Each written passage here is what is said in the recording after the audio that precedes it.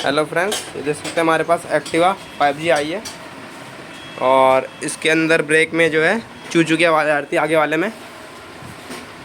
देख सकते हैं इसका जो ड्रम है हमने क्लीन कर दिया है पूरा ब्रेक मार से।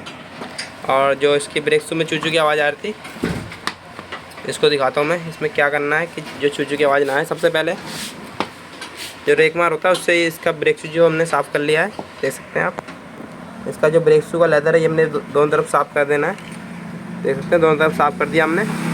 और उसके बाद जो मेन काम है उसके बाद करना है हमें, ये हमें ब्रेक शू निकालने हैं। देख सकते हैं ये हमने ब्रेक शू निकाला और ये ब्रेक शू निकाल लिया हमने।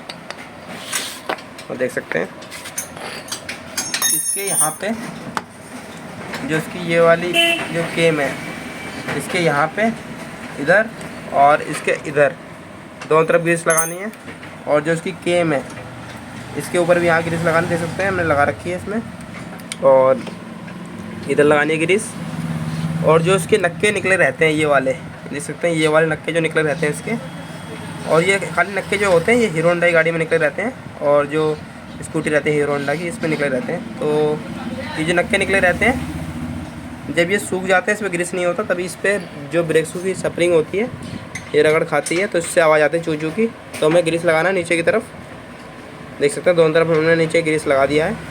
और अब इसको फिट करेंगे तो ये बिल्कुल भी आवाज़ नहीं करेगी। तो ऐसी वीडियो के लिए लाइक, सब्सक्राइब, शेयर ज़रूर करें।